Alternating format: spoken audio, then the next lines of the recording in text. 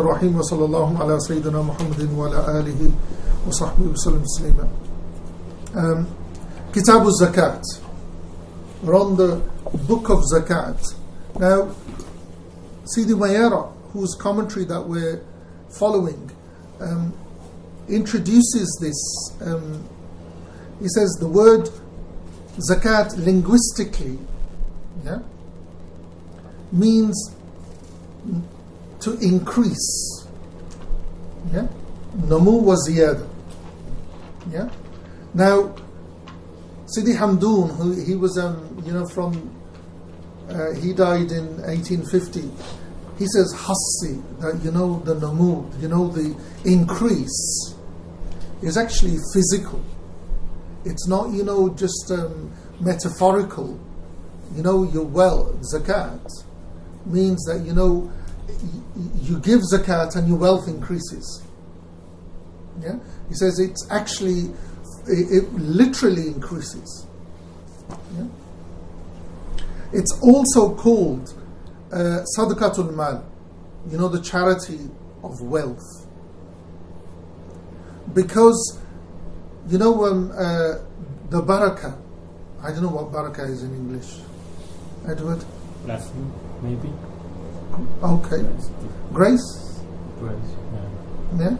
It returns, the blessings of the wealth. Actually, when you give out, they return to the wealth. So when you give, you actually, there's a blessing that's returning to your personal wealth. Now, it being an obligation or mandatory, the evidences are referenced, to the Book of God and to the Sunnah of Sayyidina Rasulullah sallallahu alaihi wasallam, and they're well known.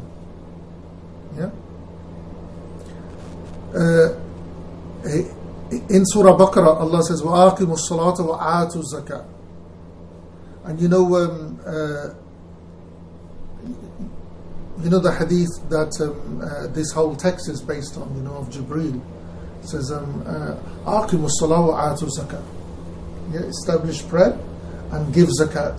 So that's one of the reasons why zakat is after prayer. As a foundation, usually people associate, prayer and fasting. No, prayer and zakat. Because prayer is a foundation, fundamental of Islam, then zakat. And this is also the understanding we have, from the Khulafa Rashideen, especially Sayyidina Abu Bakr radhiyallahu anhu. He fought the Muslims. They were Muslim, but they said, we will not give you the zakat. There was a period called the Apostate Wars, Hurub Ridda. But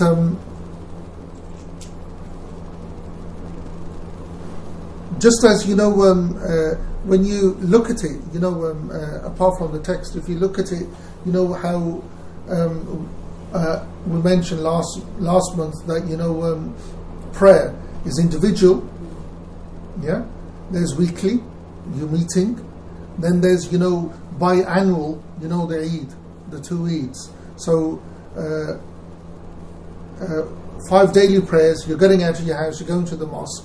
Then for Jummah you're going and being in community, and then the whole city is coming out twice a year. Now, the wealth, the zakat, is online with that wealth is not something that you keep to yourself. It's something that circulates. It's shared, it's circulated, and on your wealth the poor have a haqq. There's a right that the poor have. Not that, this thing that I'm giving charity, that's sadaqah. The zakat is not. The zakat is on par, as mandatory as salat is. Now, anyone who denies the obligation of it is an apostate. has apostatized. Not, if someone accepts the obligation of it but won't give it, yeah, that's a different thing. Yeah, it's the same as someone who accepts the obligation of prayer and doesn't pray. Yeah? It's a sin, but it's not kufr. It's not disbelief. Yeah, but what happens is, if we had an ideal Muslim state, if someone wouldn't give zakat, the just imam, not we'll come to it in a moment. The just ruler, he would be under his remit. He can take it by force. Yeah. Someone who won't give it, he can be taught a lesson. Do you understand by teaching, being taught a lesson? It gives yeah? Ta'addab, they're taught a lesson. They're taught manners. Yeah? They're given a good beating.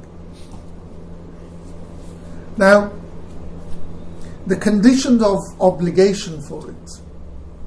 Again, you have to be Muslim. You have to be free. You must have the nisab. This is, the minimum threshold. My take on, the nisab is, the poverty line. In this country, we've got something called the poverty line. If you fall below it, yeah. Now this is set by the Prophet sallallahu alaihi wasallam. So the nisab would be the poverty line. We'll come to it later, inshallah. So you must have the nisab, the minimum amount from which zakat can be given. You must own it, not something that you've usurped, you've taken by force or by hook or crook. It must be your own wealth.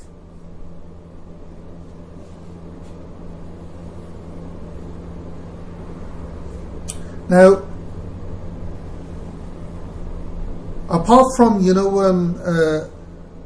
agricultural produce and a full year must have passed. Now, the year doesn't matter if it's lunar or solar, but we're talking about a full year has to have passed.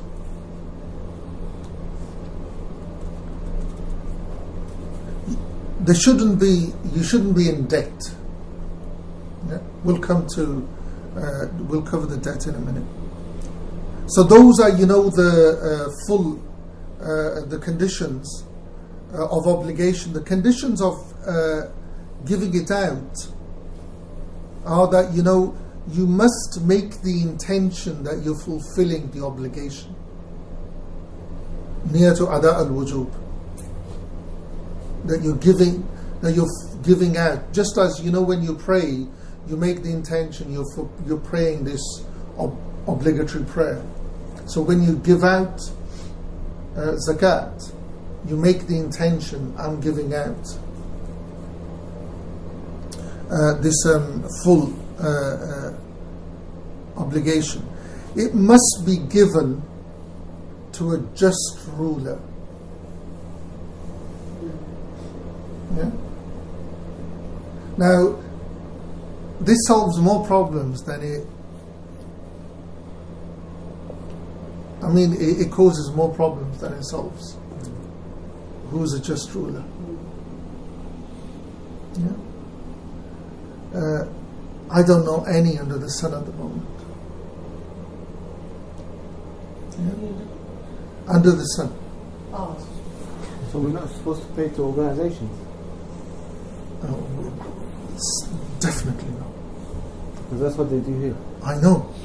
Oh, no. No. You give it to the just ruler. Now, why the just ruler? Because he will take it on himself to distribute it justly. Yeah? Where you know that he will not do it and that he is unjust. This is Sidi Hamdoun. He's said, don't give it.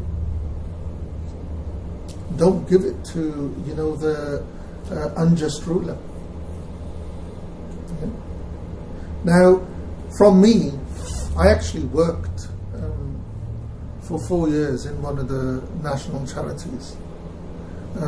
I would not advise anyone to give you zakat to any of the charities. There is this one called National Zakat. No, don't give to any. Because I'll give you the reason why. Can Mahmoud pray for me? My fard prayer. Can I deputize him?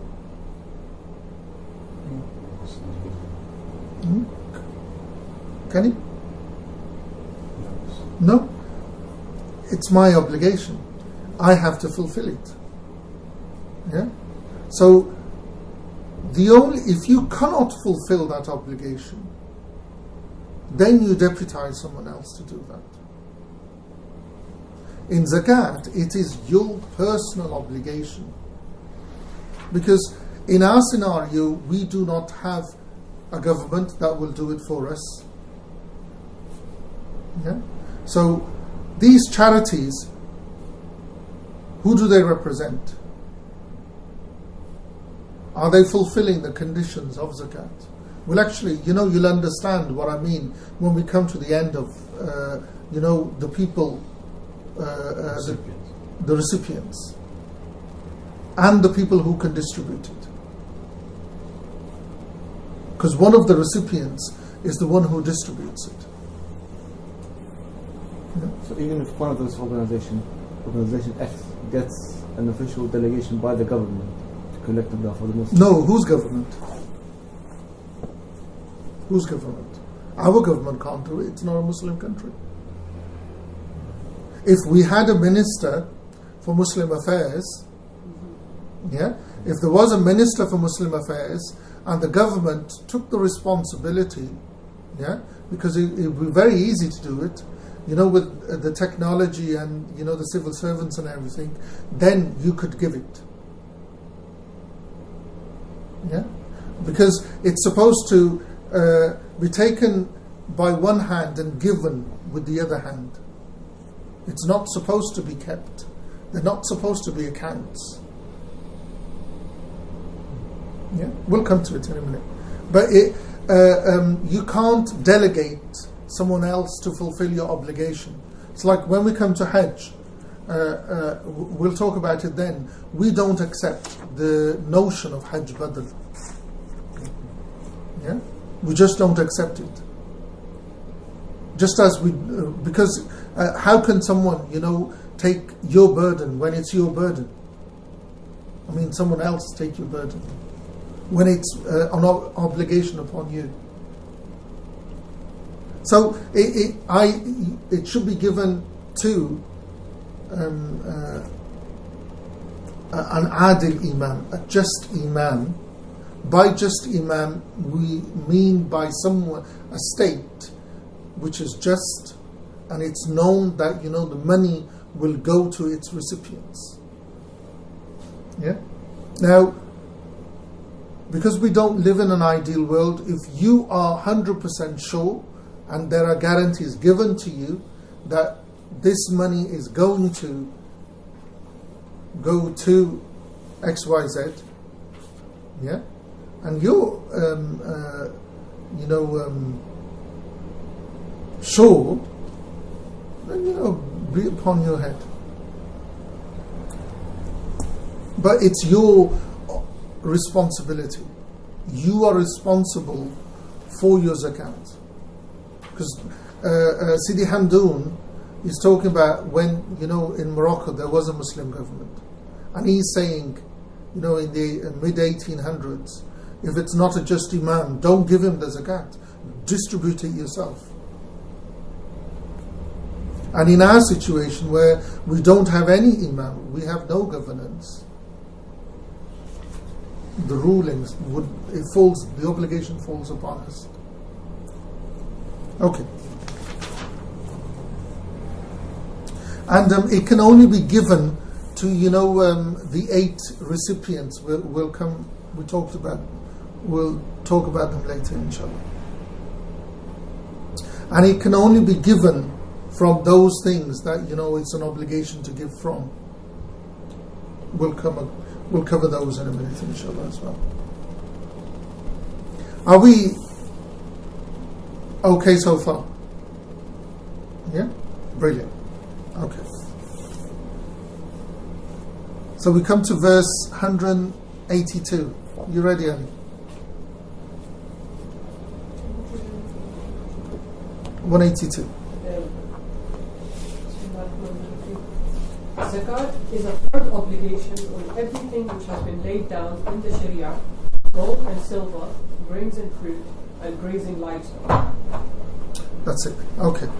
So, Zakat, is outlined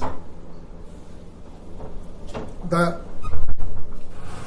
Zakat the categories for which Zakat is taken from is Ain, which is gold and silver, agricultural produce, and livestock. Those are 3 categories. We don't have a 4th category. So, Ain, under Ain, if you actually get used to this word, Ain is better, because Ain does not literally include gold and silver. Ain includes, we'll come to it when we come to cover Ain.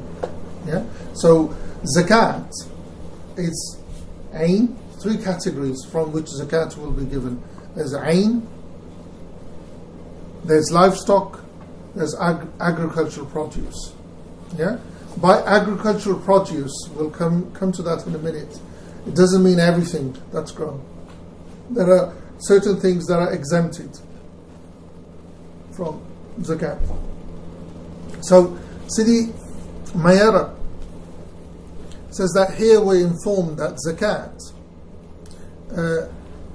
it's taken, from 3. The 3 categories are Ain, and from what's included in Ain is Dhahab wal Fidda, gold and silver. Now,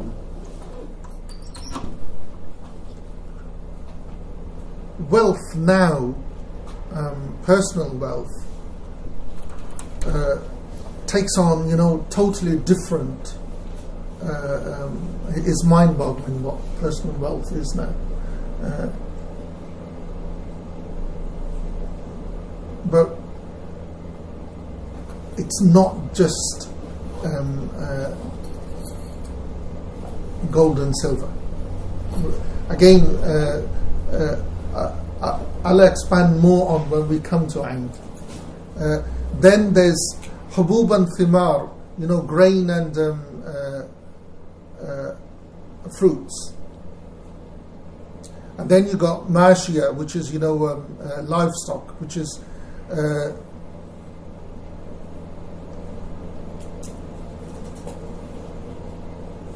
camels, cows, sheep, and goats. Now, in Ain, also, what's mined, from mines, what wealth that's produced from the earth through the mining.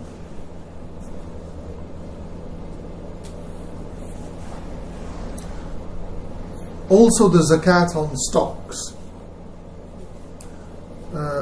By stocks, I don't mean the stocks like the stock market, but it's shopkeepers, the stock that they have, because their money is tied into that, so that Zakat would be taken from that as well. Okay, we okay so far? 183 and 184. It becomes due on gold and silver and livestock after a full lunar year, on grain when they become firm and may be separated from the ears, on dates and raisins when they ripen, and on the oil from oil-bearing seeds if they amount to the nisab, minimum legal amount. Okay. Now, the only thing that we need to talk about here is, when it becomes an obligation. Yeah? When zakat becomes an obligation. It only becomes an obligation once a full year has been reached. If the full year has not been completed, zakat is not due on it. Yeah? Now, we're not going to talk about, fruit and others. With agricultural produce, it would be when it's harvested. It's not on an annual thing. It's when the harvest comes in.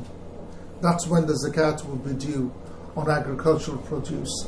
If it is, on something that's grown to produce oil, then that would be not when it's harvested, when it's pressed. Yeah. So, but in our situation, because we're talking about hard cash, it has to be a whole year. Now,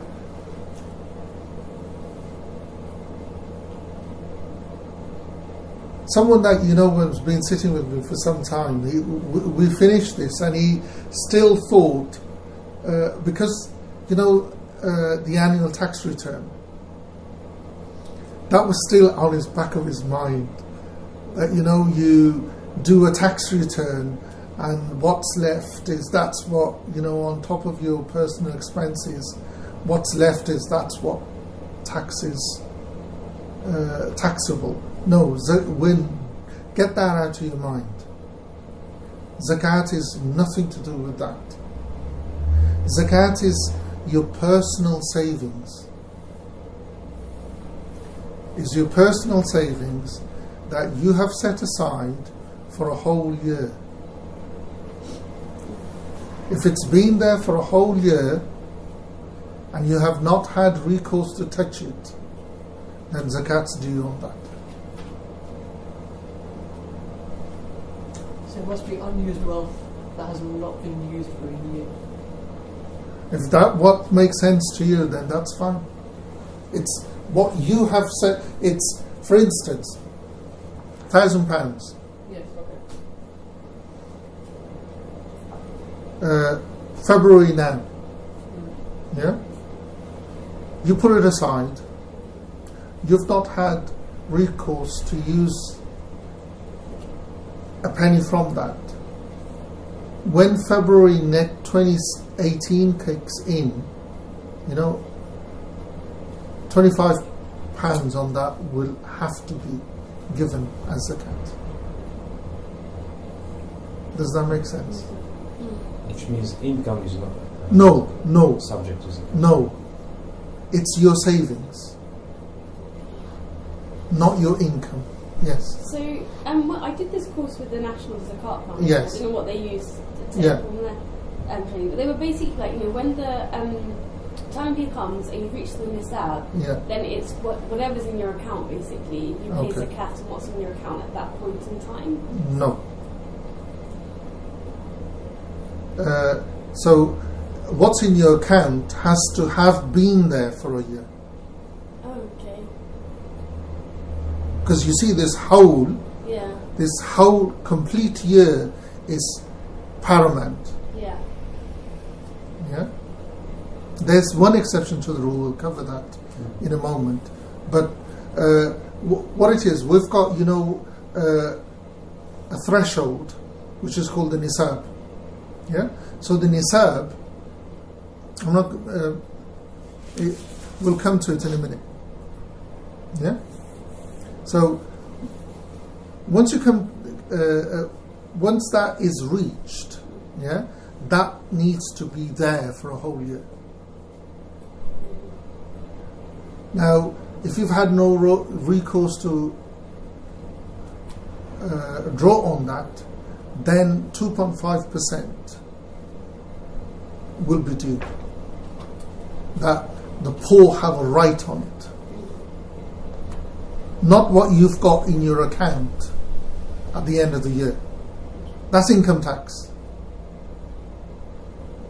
Zakat is not income tax.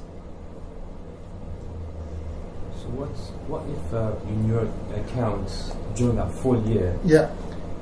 and then you have inflow and outflow, Yes.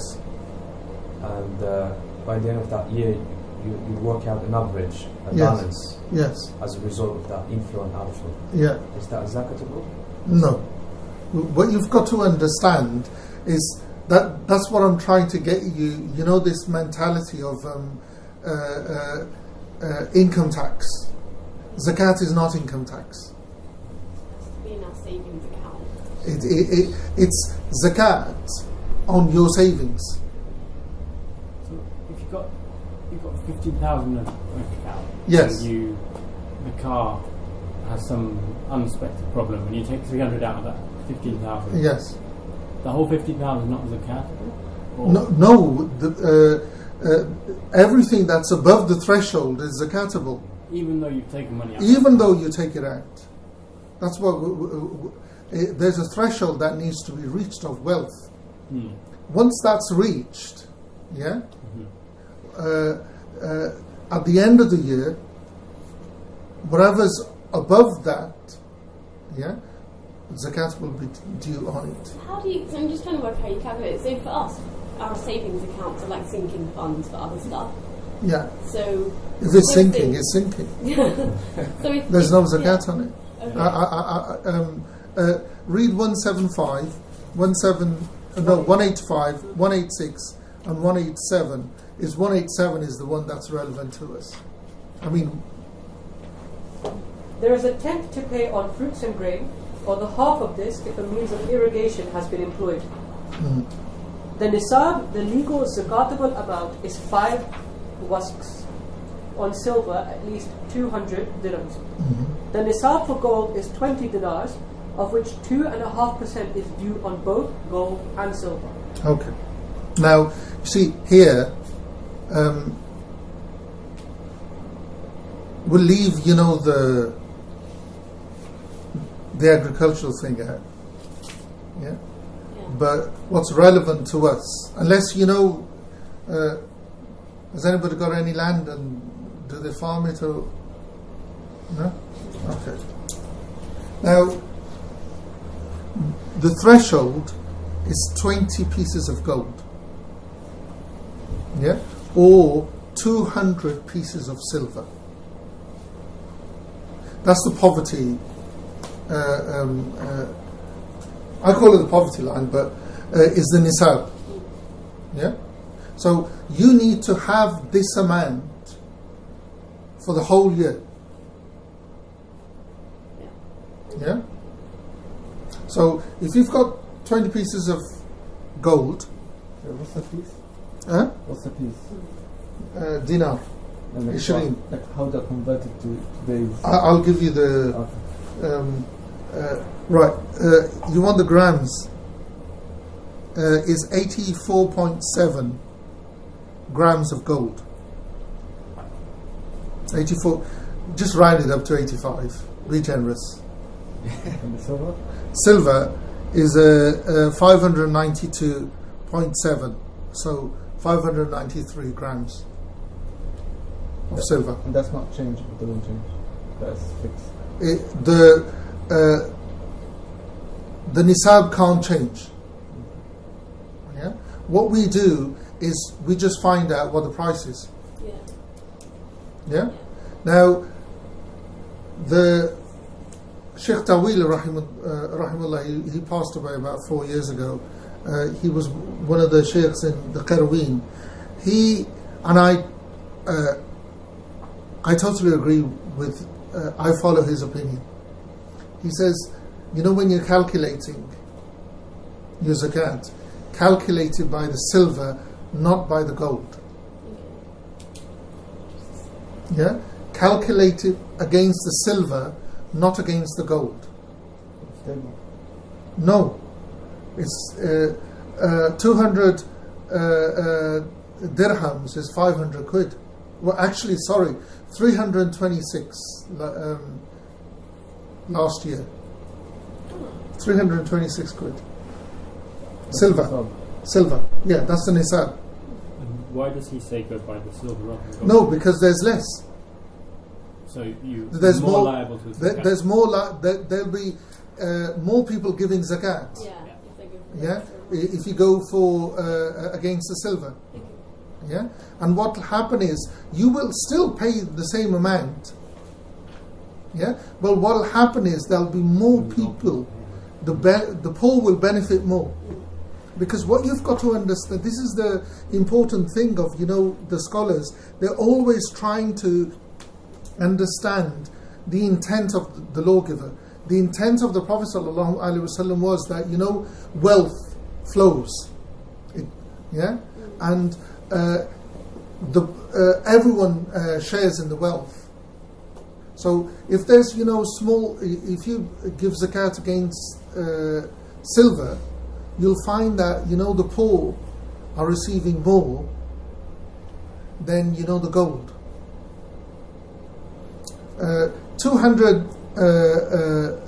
20 dinars comes to three to 4,000 pounds.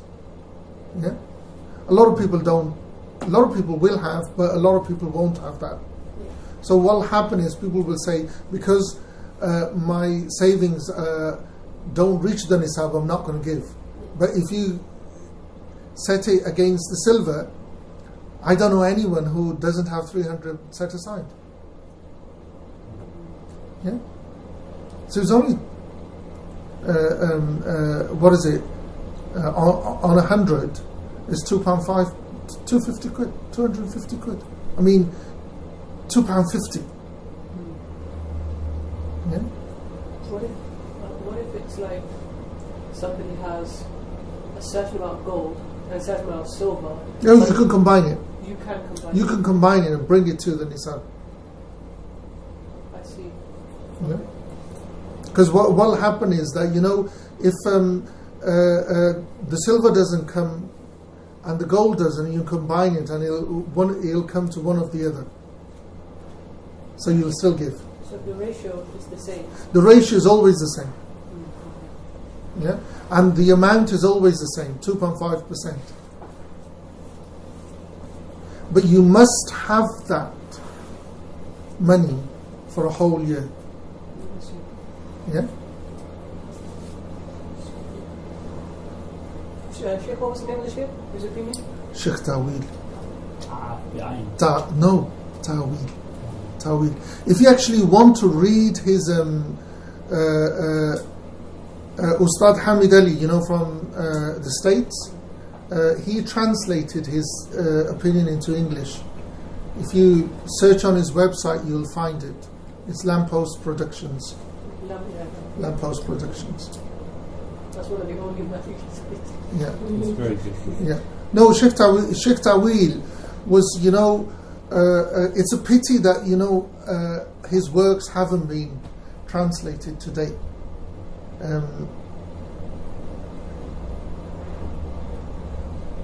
His thing on, La Dhakuriyata fil Islam is amazing. Yeah? It's him. It's him. Okay. It's him. Huh? I couldn't find that.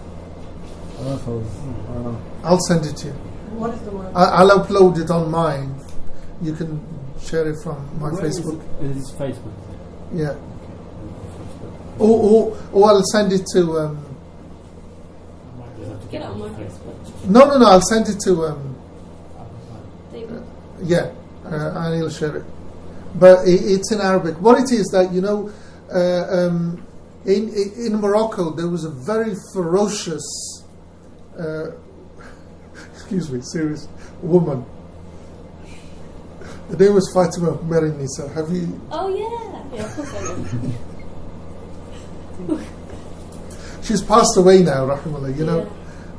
Scholars wouldn't meet her. Sidi Hamza was one of those scholars who actually met her, and she led this whole thing against that, the deen, and the law was anti-feminine and so on and so forth, and that against the method of hadith, interpretation of hadith. Yes, but what he did, he actually answered the feminists in his work, that he answered them that there's no patriarchy in Islam.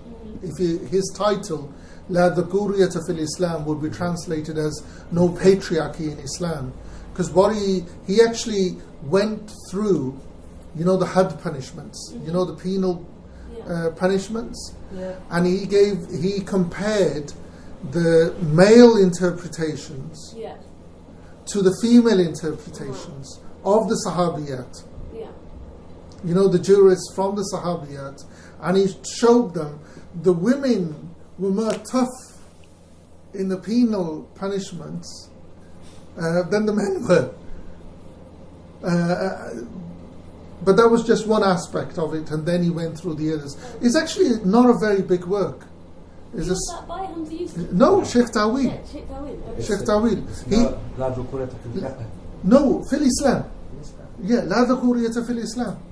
That there's no patriarchy in Islam. That would be really good. I've read Fatima Marnisi's work, so that would be really interesting to read. But it was a really interesting work. And his fatwa on, the zakat thing is really good as well. Is Fatima's work translated in English? Pardon? Is the woman's work translated Some in of English? it. Or is it? Some of it. It got translated ages ago. Fatima Marnisi? Yeah. Most of her work. Most of her works. Yeah, I can send you some. Yeah. Okay.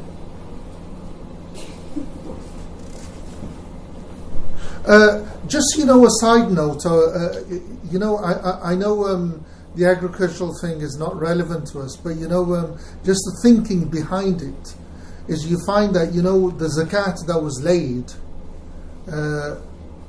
on agricultural produce was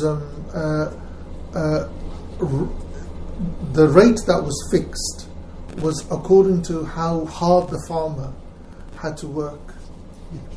If he relied on irrigation, on rain, then he paid 10%. Yeah, because all he was doing was ploughing and seeding. But if he manually had to irrigate, because there was a lot of labor, hard labor involved on his part, the Sharia laid down only 5%.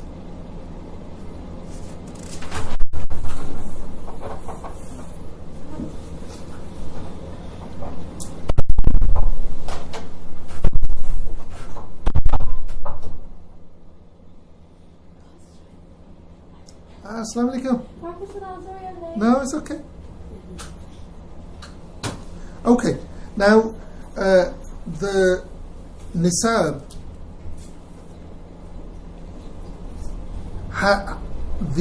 the weight is very exact.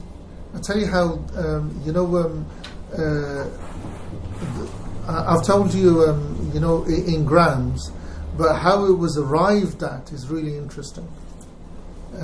It's 20 pieces of gold and 200 pieces of silver. The words, the names for the silver coins were called dirhams, and the gold coins were called dinars. Does anybody know where we got those names? Yes. Yeah.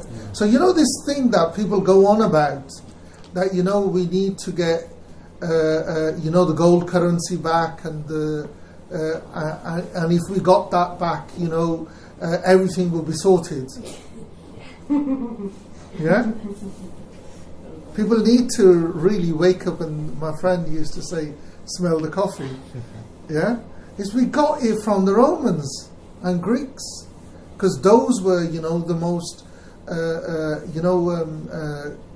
famous and strong economies at that time. It's like, the dollar is used now. So it depends on what, Muslims agree to trade by. Yeah? Okay. How we, the exact weight of this, the Shara'i dirham, is that each dirham is 55 grains of barley. Have you seen a grain of barley? Yes. Yeah? Right. Before the husk has been removed. Not, the pearl harvey. With the husk. It has a whisker. Yeah? So the whisker is cut. Yeah? 55 grains of barley, medium size. With the whiskers cut. With the gold, it's 20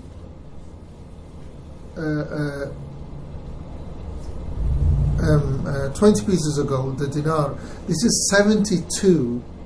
Each piece of gold, the weight would be 72 pieces of barley with whiskers cut.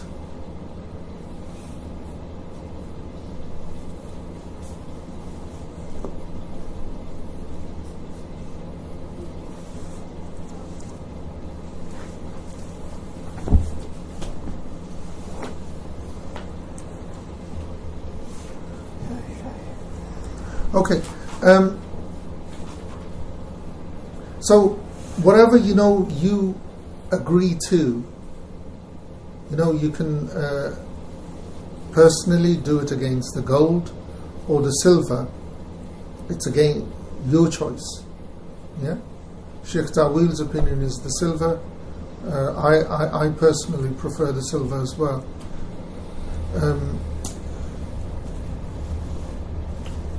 And you just go online, find out what the price is. Before we move on to the mines, your personal jewellery, be it male or female jewellery, as long as you wear it, there's no zakat due on it. Sorry, does that go for other possessions as well? Say again? Does that go for other possessions as well? Like? I buy a lot of trainers that I don't wear and they just stay in the box, but I like to buy them. So they're not considered currency, are they? Or wealth?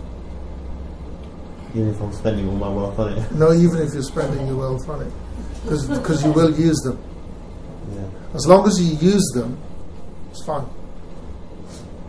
But because jewellery, especially gold or silver jewellery, there's no, if you don't use it, if you lock it away, and it doesn't get used over the year, zakat is due on it. That's so if it's an investment, it's the principal, right? No. Oh. If you buy, for instance, if you bought something as an investment and you wore it, yeah, there's no zakat on it because you've worn it. So if you had, for example, a Rolex watch, yeah, a gold one, obviously, which men don't wear, but you keep it in the safe, yeah, that's considered excess. No, if you keep it in a Rolex watch, yeah, if you keep it away and you've bought it as an investment, you don't wear it, zakat will be due on it. If you wear it once, there's no zakat on it. By the way, are they pure gold? Some of them, not all. Are they pure gold? No. Some of them can come in solid white gold or yellow gold. Or no, rose but gold. solid white gold is that platinum. What's Platinum. Yeah, that word. That's different. There's white gold and then there's platinum as well. Yeah, is it white gold? There is white gold as well. Okay. Platinum, no zakat. Oh, okay. Isn't white gold an alloy? No, It's white just the gold. colouring. No, but white gold is gold. Still gold. It's just the White gold shade is gold. It's like the gold from Wales is red. Huh? I didn't know that. That's quite cool. Well, you know Prince Wales? Yeah. Prince of Wales, his ring or part of it, he has control of it.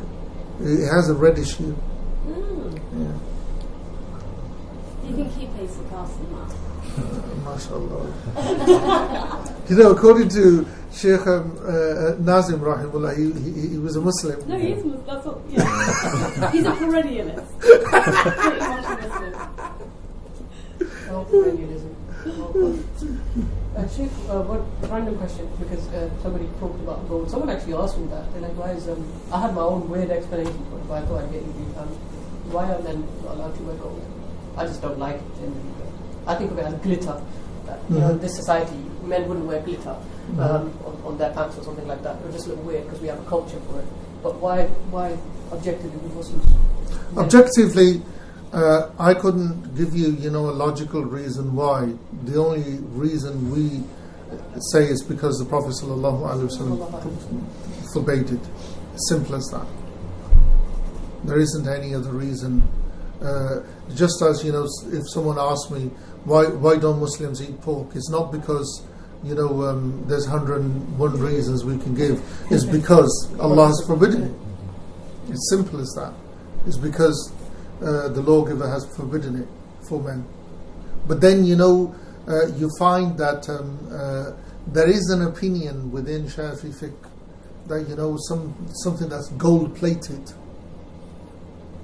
as long as, it doesn't go over a certain weight, they do permit it.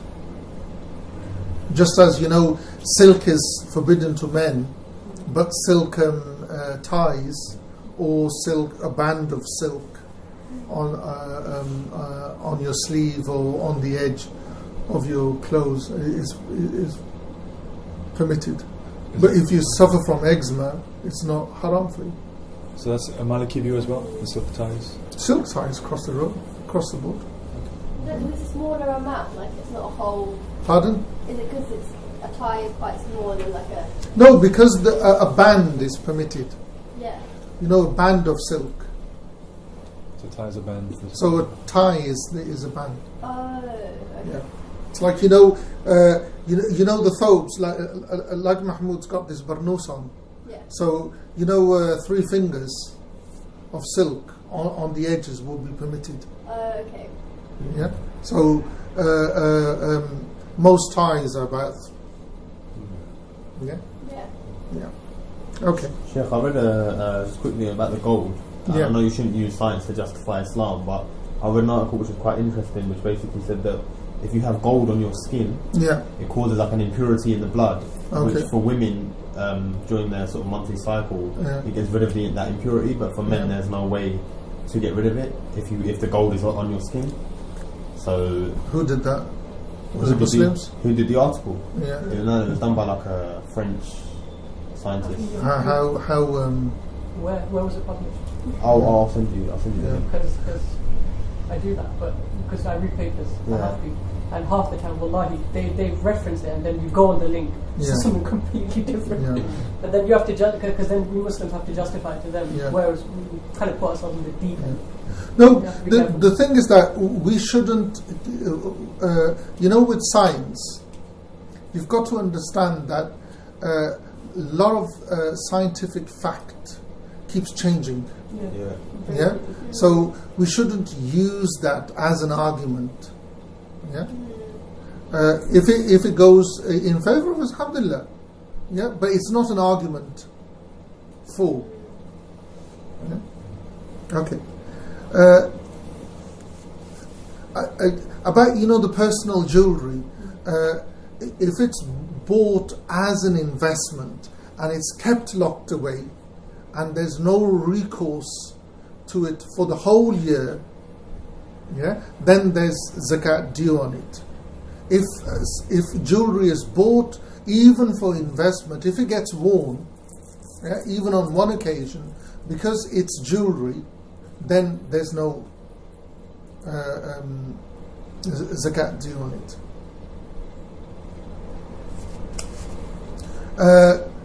Anything that's mined,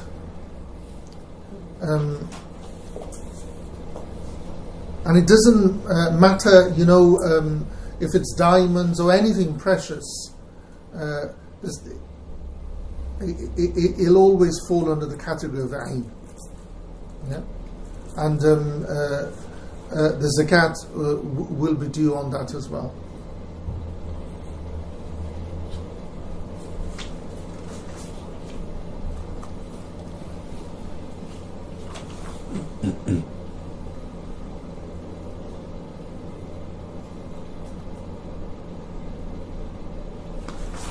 You won't,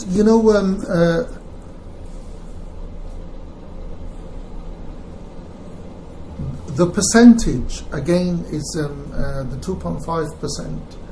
It does not fluctuate. It's fixed. Rule of thumb, because we deal with cash, and this text will not go into the cash. Technically, you can't give zakat from cash because it's not gold or silver. So digital money's out the question. If it becomes, if it replaces cash, we'll start giving opinions that you give from it. At this moment in time, it's not. Is it? Can you not? Have you got Bitcoin investment? No, it's just generally most technically, even the money that we have cash, it's actually digital most of it. At that time. Yeah, but what you've got to understand is the argument. I don't want to get into this. I think that this whole argument of cash or gold or silver, it's pointless. What the lawgiver told us that this is what you give zakat against. Yeah? To me, it doesn't matter if it's, cash or not cash. Yeah? Because I do not know of anyone in the world where, that uses gold or silver to buy and sell. I'll share with you, you'll know who I'm talking about. In the mid-80s, there was a group of Muslims who brought out, a silver coin in the UK, dirham. And I was there in Birmingham where, the bagpipes and everything were rolled out, and it's a group of English Muslims. And they had a market inside. And they had stalls. So you bought a piece of silver, but then you couldn't buy anything in that market with that piece of silver. Do you understand what I'm saying? But it was just useless. It's useless. But and they came at the end and said it's useless. Huh? And they came at the end and said it's useless. No? Say it again? They came at the end and they said it's useless. It doesn't work.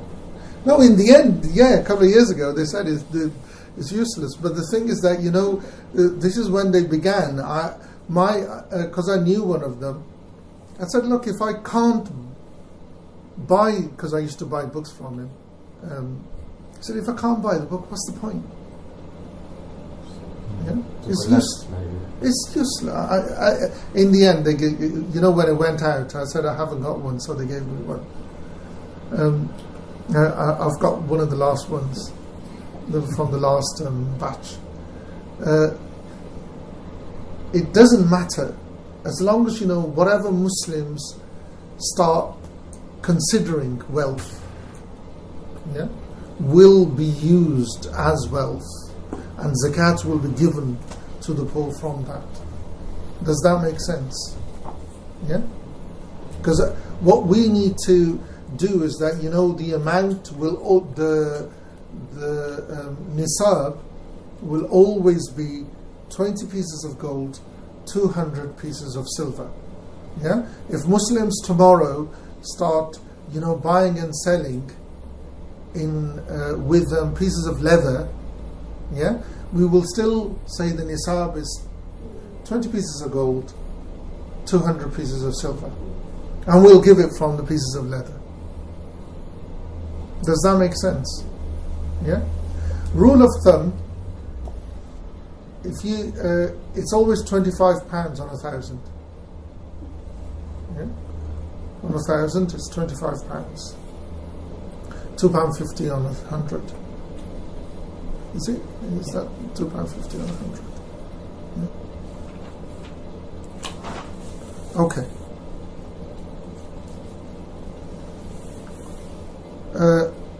188 and 189. Does anyone trade here? Trader? Shopkeeper? No? So what we'll do is look, I don't know how, we'll just read and we'll pass through it. Unless you want me to. What do you mean by do you mean trading in physical goods? Because I'm a consultant, so. Yeah, sole trader. So I think you mean actual physical things. Physical things, yeah. Not like events. No, not events. Okay. Ali? 188? 188 and 189. And on goods for trade and on credit incurred as capital to buy and sell on a daily basis, and the amount due is the same as gold and silver. It is also due on anything stocked for sale later when market conditions are favourable. The zakat is paid in gold or silver when taking possession of the price for the sale of the goods, or of the credit incurred as capital on condition that the year has elapsed on the two. Does that make sense? So you have to hold the item for yes. a year before. For a year. Okay. For the zakat to be due on it. Okay. What's the thing about credit? Credit is that, if you borrow money to buy something, yeah, because you've borrowed money, that's still your money. Yeah? Okay. Because once you sell it, it's your money, you'll pay back the excess, the zakat will still be due on it. But it's on the stock. Yeah. Yeah? Which the money's turned into. Money's turned into. So we're maybe going to do debt later, but if I owe money to somebody else, that's my money nonetheless. Yes. Right. But you won't pay zakat on it till you have possession of it. For a year. So if my parents lend me £1,000. Yes. And I hold it for more than a year. Yes. Is it zakatable? No. Even though it's there? No, because it's you've borrowed that money. Right. Yeah. Because that's not your money. Yeah. Now, if you lend, I always get this confused. So if you borrow to someone, no, your parents are giving you the 1,000. For instance, yeah. That's not. But you need to return that, or at some point. Yeah. Some point. Yeah. It's not your money. No. There's no zakat on it. Okay. But if you lend. Is that the right word? Yeah. Right? You lend someone £1,000. Yeah. Yeah? You won't, no zakat is due on that until they return it and you have it for a year. Because this whole is really important for us. So I don't say my account's empty, but he's got my 1,000, he's had it for 18 months, therefore I need to pay the account. No, right. It needs to come back to you. And then I keep it for a year. Then you keep it for a year. And then £25 due on it. Okay. Can I just ask you? Yes. Because there's someone in the New Muslim circle who gets really worried every time zakat comes around. Because she creates jewellery and she sells it online. Okay. And so she had this question about, this is what the National Zakat Foundation had told her.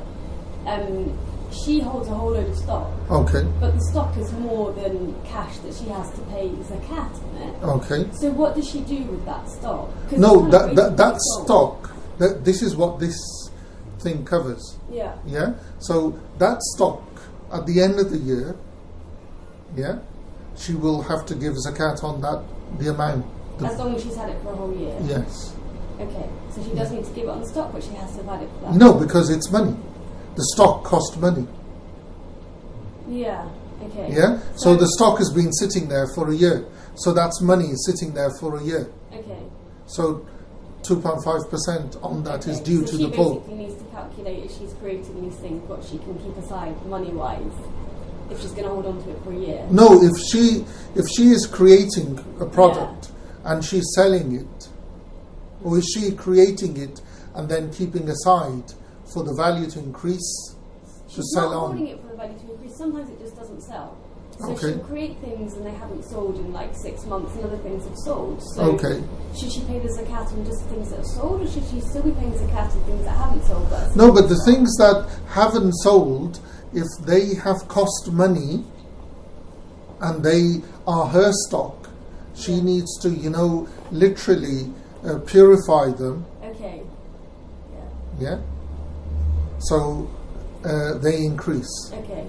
I think the key difference between what you're saying and the National Zakat Foundation, though, is that she needs to have had it for a year. Yes. Yeah. They think they go by your anniversary date, count what you've got, which is the Pakistani way, I gather. The government has a zakat day, and banks clear it out of the account. So a friend of mine was advised, look, send it offshore for a couple of days, and then then bring it back in. Yeah. Is that a Hanafi loophole? It doesn't matter how many times you take it out of the account, you've had it for a year. Right. Yeah, you've had it for a year, so the poor have a right on it. Because it's just that, people, when you get into this mentality that, it's an income tax, so you're trying to get away from not paying income tax, I'm all for that. Not giving government, money. Our scholars actually permit you to do. I've heard that. In terms of tax. In terms of tax, because it's something that you agree to pay. It's not shar'an.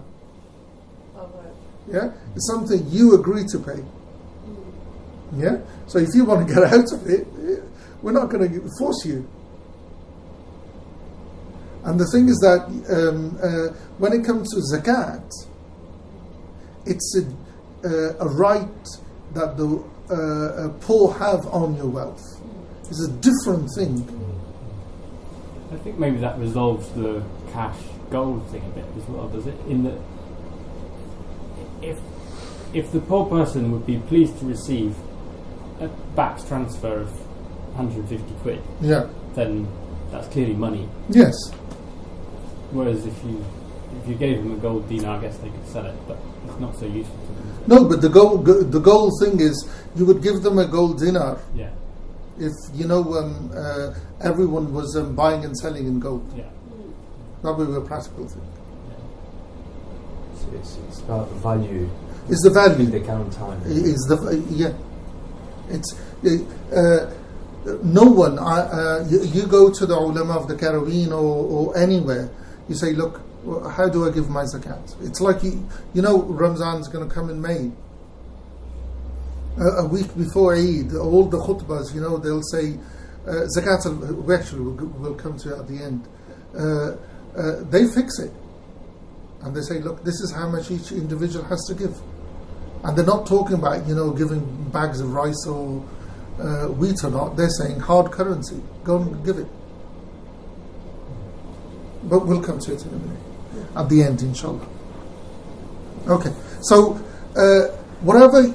If you are buying and selling, if you've got a shop, your stock at the end of the year, when the full year has passed, whatever your stock is, you will have to give zakat from that as well.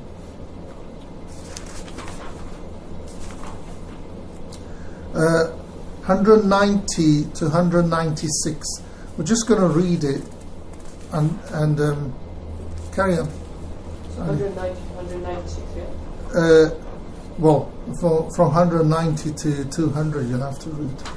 All the way to 200? Yeah, all the way to 200. On every 5 camels, a sheep or goat of 2 years is to be paid. A she camel in its second year is enough on 25 camels, on 36 camels, 1 she camel in its third year. On 46, a she camel on 4 years is enough. On 61, a she camel of 5 years. On 76, 2 she camels of 3 years old. On 91, 2 she camels of 4 years old.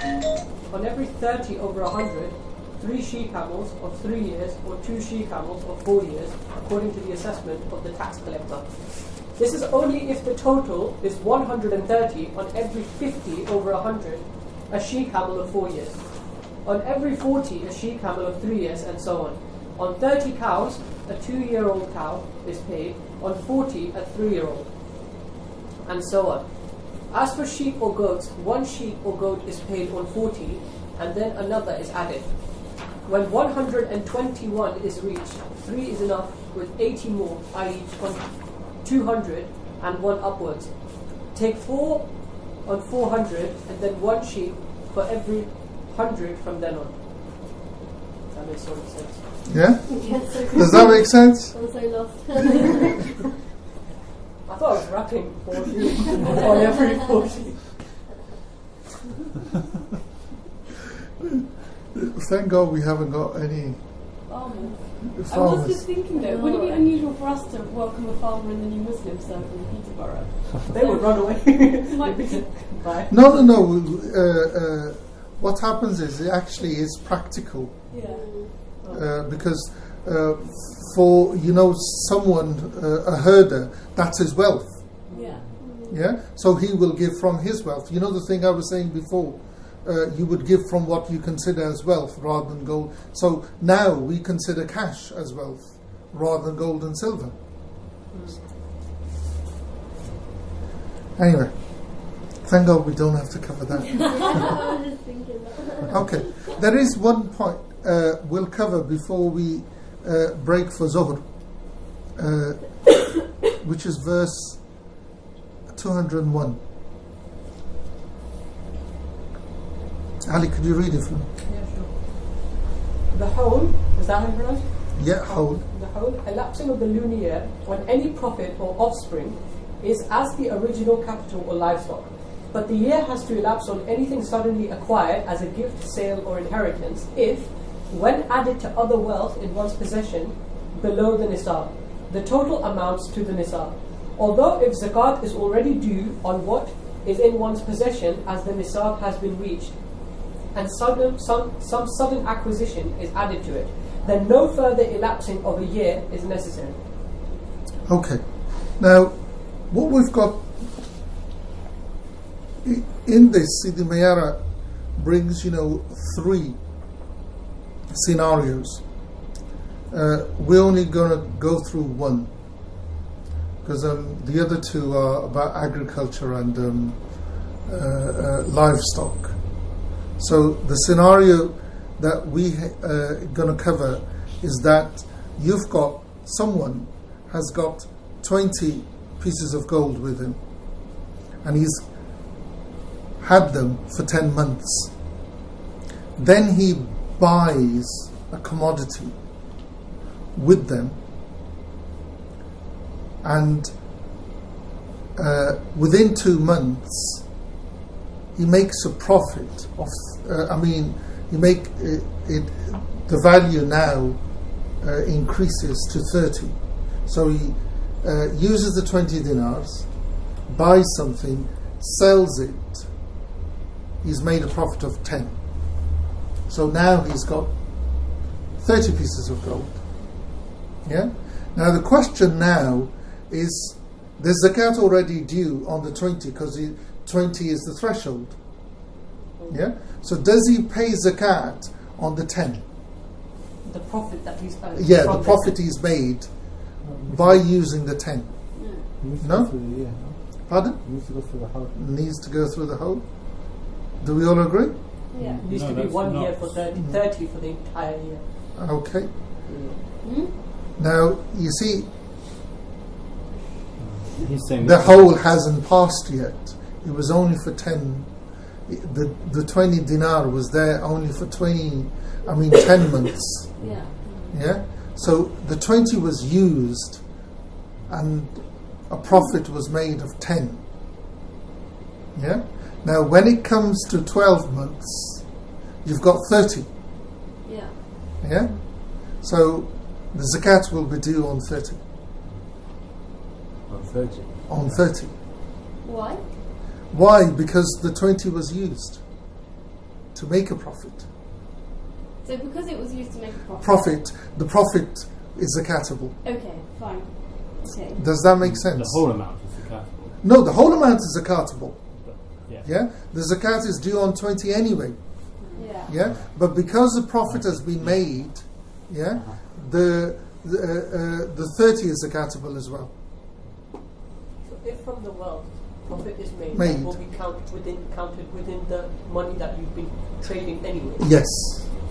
The way I think there's the bit on the livestock on this, I think, unlocked it for me when he says, if you've got a herd of cattle which isn't itself zakatable, but in the course of the year they give birth to calves which bring it above the nisab, then the resulting larger herd is still counted because they came from within the herd. Then it's treated as one lump of wealth. Even if it hasn't passed even full year. Even if the full year hasn't passed, even if during the whole year, even if during some of the year it wasn't at the level of nisab, because through the year it's grown. Whereas if somebody gives you 10 head of cattle, and you've had it for less than a year, then that doesn't. You don't count that because it hasn't come from within the wealth. Well, I don't know if that's what unlocked all that thing for me. So I broke my head over that for ages. Okay. So if you've got £1,000 sitting there and it's been sitting there for 10 months, you use it to buy something and you make a profit from it. You make a profit of 500. The 1,500 will be zakatable. Does that make sense? Yeah? You must be really good at making a profit. But again, the second scenario he gives is if you've got 15 pieces of gold and it's been there for 10 months, and then you use that 15 to buy something and you sell it and you make a profit of 5, which brings it up to 20, the zakat's due because you've brought it up to the threshold. The whole, if you keep in mind, what Sheikh Tawil's thinking was on the silver. Yeah, the whole thinking behind it is that poor don't lose out. It's never, you're never looking at your wealth. You're looking at, will someone benefit from it? Yeah? And keep in mind, how Sidi Mayara defined it, that zakat is to increase. Yeah. So by giving, you're increasing your wealth and bringing barakah back into it. Yeah.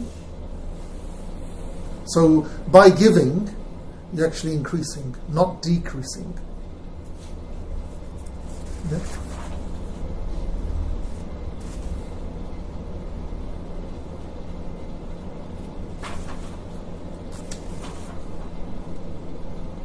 Now, before we break for Salat, if we just read from 220, 202 to 206. No extra zakat is paid on amounts which are above one rate but which fall short of the next rate of livestock, nor on anything below the nisab in general, nor on honey, soft fruit and vegetables, for zakat is paid on storable basic commodities.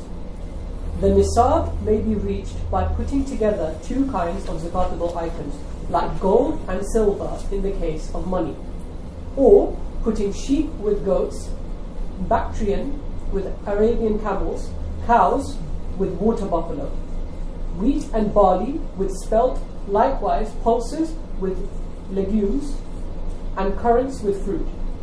It is just distributed to the poor and the destitute. The No. 206. Okay, just that. Yeah, because that will. Is that distribution then? Yeah, we'll cover that after the prayer, inshallah.